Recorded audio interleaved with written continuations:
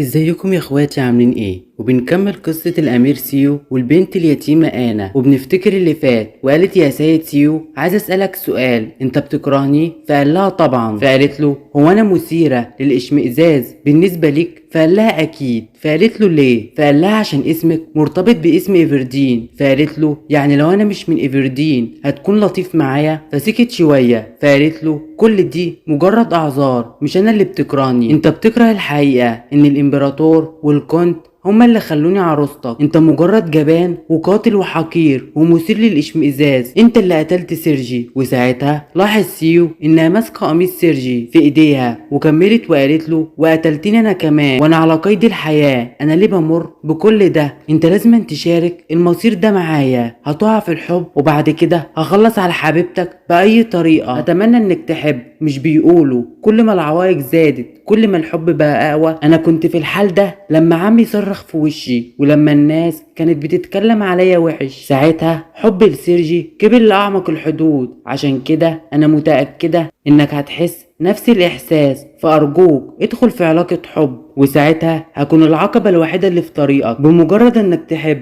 وساعتها هخلص على من تحب وهقف في طريقك دايما زي ما عملت معايا. عشان كده هفضل ملازماك مدى الحياة. وده مش معناه انك تتخلص من حبيب خطيبتك، حتى لو انت مش بتحبه مش هتحصل على اي تعاطف مني. وفجأة انا بتقوله انا بحبك يا سيدور، انا اللي هحبك. فسيدور بيقول في سره انا هحتقر كل حاجة عنك ومش مستحمل ده بسبب اني بكرهك. ومن اليوم ده انا فضلت على كلامها وفضلت تتابع سيو في كل لحظة، بتبتسم ليه لما بتشوفه واهتمت بكل حركاته. وساعتها سيو مستغرب من تصرفاتها جدا وشكلها كده حبت سيو. وبنروح للخدم اللي بيتكلموا مستغربين تصرفات انا، وبيقولوا شكلها اتجننت وفقدت عقلها، وشكلها كده اتجننت بسبب موت حبيبها اللي مات من فترة. فردت الخادمة التانية وقالت لها ايوه هو ده اللي كانت بتحبه بجنون، بس دلوقتي بتتصرف ولا كأنه ده كله حصل. وفجأة بيحس انه في حد جاي، وبنروح للامير سيو اللي بيفكر هيعمل ايه مع جيش روما. وبيقول وفقا لقوانين الامبراطورية الابن التاني والتالت ما بيورثوش اي جزء من ممتلكات العيلة. وساعتها بيفكر يجند جنود زيادة عشان معدل الخسارة ينقص، وكمان بيفكر ان انستازيا ملهاش اي فايدة، وجودها زي عدمها، لازم اسيبها تمشي. انا المفروض ما فكرش في الموضوع ده دلوقتي. وبيحس ان دماغه تعبت من كتر التفكير، وبيروح غرفته يريح نفسه شوية. وفجأة انا بتظهر وبتخبط على الباب وبتقوله شكلك تعبان جدا، انا كنت مستنياك طول اليوم، انت اتأخرت للدرجة دي؟ انا كنت هروح في النوم. فساعتها استغرب وقال لها ايه ده، انت كنت في غرفتي؟ فقالت له اكيد، مش انا خطيبتك وحبيبتك؟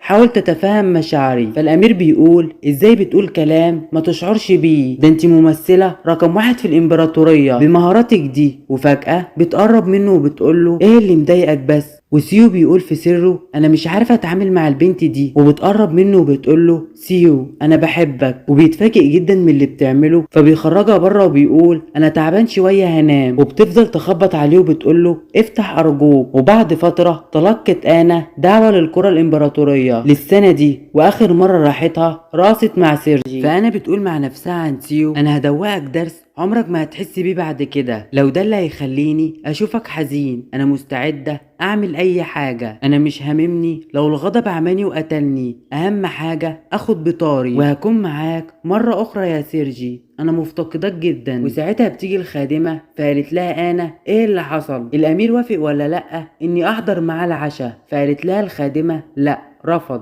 وبيرفض كل مرة. فقالت الخادمة مع نفسها انا مش قادرة اتحمل لو رفض المرة الجاية مش بعيد تموتني. وبتروح الخادمة لمساعد الامير تشتكيله، فبتقول الاميرة انا طلبت منها انها تمشي من القصر بسبب الندوب اللي على وشها، وده كله بسبب انا. فبيقول المساعد بالمشاكل دي كل الناس هترفض انها تشتغل هنا في القصر. فقال للخادمة خلي عندك صبر، انا هحاول اتكلم مع الامير عشان نحل المشكلة دي. وبنروح لسيو اللي كان بيقول اخيرا هرتاح شوية. وساعتها بيتخيل انا وهي بتقوله انا هجيلك في احلامك على طول. وبيدخل عليه المساعد وبيقوله انا اسف لو ازعجتك، بس الاميرة انا بتطلب انها تحضر معاك على العشاء مرة تانية. انا عارف انك قلتلي ما زعجكش في الموضوع ده تاني، بس انا عايز اتكلم معاك واسألك على حاجة، امتى هتقطع علاقتك بالبنت دي؟ انا فاهم انك بتحاول يحافظ على سمعة الامبراطورية، لكن الموضوع زاد عن حده بسبب مشي كتير من الخدم. وكمان انا كانت مع علاقة مع سيرجي، وده سبب اشاعات مش كويسة عنها. وفوق كل ده بتضرب الخدم. اعتقد ان دي كلها اسباب موجودة والمفروض تمشي وتقطع العلاقة اللي ما بينكم. انا عارف كمان انك ما ينفعش تنهي العلاقة دي بسبب الخلاف الامبراطوري، لكن دي نصيحتي ليك، ان البنت دي عبارة عن سم لعائلة ادفورد. فسيو بيقول في نفسه كل اللي بيقوله صح، بس ده مش الوقت المناسب. فقال له ايفان لا دلوقتي ارجوك. فرد سيو ايفان اسمع كلامي، الوقت مش مناسب لان الامبراطور لسه قوي، وكمان الكونت ايفردين تعهد بوفائه للامبراطورية، عشان كده بتتمتع بقوة كبيرة ومفيش اي عيلة نبيلة عندها قوة زيها. وبالتأكيد انا عايز اخلص من انا، بس التخلص منها صعب لانه مكتوب في القانون العام اننا متجوزين وما عنديش اي اثبات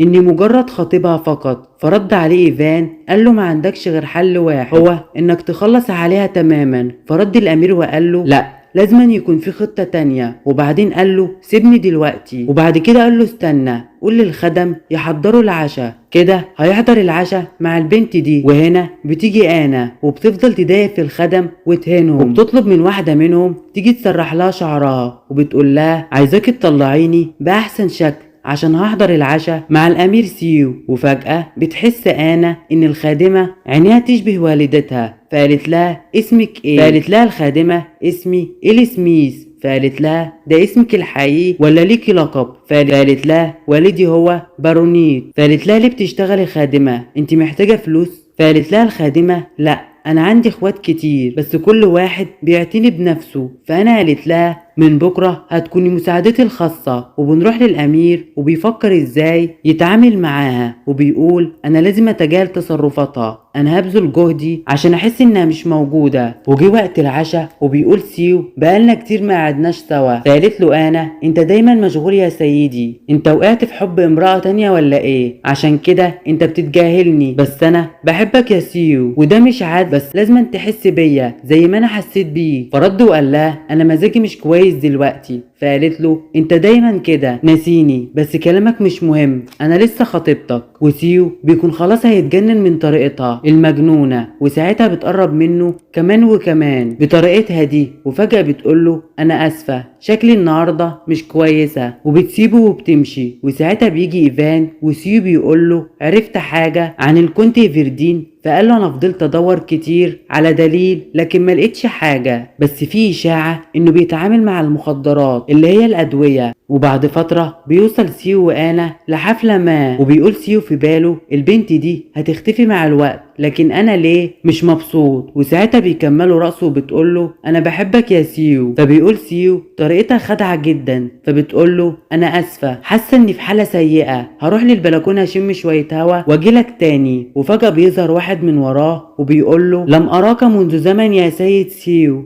فقال له سيو انت مش بتتغير ابدا صح، دايما مهتم بنفسك. وبيطلع الدوك ادفورد وكانوا بيتكلموا عن انا، وبيقول له سيو انت بتعمل فيها كده ليه؟ ده لو هي بنتك اكيد مش هتعمل كده معاها. فقال له الدوك هي زي بنتي بالظبط، انا دايما مهتم بيها، هي طالعه جميله لامها وده مصلحه ليها، هي ليها بعض الجوانب بس مش سيئه للدرجه، والسيء هو انها محتاجه تتعلم بشكل صحيح، انا عايزه اتصل بيها تيجي قصري عشان اعلمها. فقال له لو مناسب ليك ده ما عنديش مشكله. فقال سيو طلبه رخم والمفروض موافقش، بس عشان ما عنديش عذر فوافقت. فقال له انا تعبان شويه، وبيدور على البلكونه اللي فيها انا، ولما بيشوفها بيلاقيها تقع منها لكن بيلحقها في اخر لحظه، وبيزعلها وبيقول لها انستازيا انت كنت بتحاولي توقعي نفسك، ردي عليا. فقالت له لا حلق وقع وحاولت ان اجيبه من الحديقه، وبيبان عليه الحزن وبيقول لها يلا نرجع القصر انا تعبان. وبيجي تاني يوم وبتفكر انا ان سيو خاف وقلق انها تخلص على نفسها بسبب الفضايح، فبيجيب لها عقد شكله حلو جدا، وبتقول في نفسها ازاي واحد عديم الرحمه زي ده يبعت لي عقد. فبتيجي الخادمه وبتقول لها انت رايحه بكره عند قصر الكونت؟ فقالت لها اكيد. فقالت لها الخادمه بس انت شكلك تعبانه والمفروض ترتاحي شويه. فقالت لها انا فعلا انا مش عارفه مالي، بس هبقى كويسه دلوقتي. فبتروح انا عند الدوك عمها وبتقول له انت اتصلت بيا، فقال لها ايوه. فبيقول لها عمها انت قضيتي ليله امبارح مع سيو مش كده؟ فقالت له اسفه مش فاهمه. فردت السيده وقالت لها عمك بيسألك لو كان عندك علاقات مع الامير سيو، يعني المفروض ما وضحش اكتر من كده. فقالت لها انا وهي متعصبه انت بتقولي ايه؟ فبتتريق عليها وبتقول لها انت شكلك غبيه وعديمه الفايده. وساعتها بيفضلوا يضحكوا عليها. فقالت لها انا حتى بعد وفاه والدي ما اتعلمتش، بس لسه انا سيده واسمي انستازيا. بس لحظه، كل الكلام اللي بتقوليه ده زي كلماتك، انت خليت الكل يبصلي ولا كأني واحدة فتاة ليل. فقال لها الدك ايه الفرق بينك وبين فتاة الليل؟ وقالت السيدة نعم يا انستازيا، انت فتاة ليل وثمنك غالي، اشتريناكي من اجل مصلحتنا والسيطرة على سيو، فده مش يعتبر بعنا جسدك؟ فردت انا مش ببيع جسدي ولا اي حاجة من دي. فردت السيدة باستفزاز وقالت لها عذراكي انك مش كويسة، بس هتعملي ايه بقى؟ ده قدرك.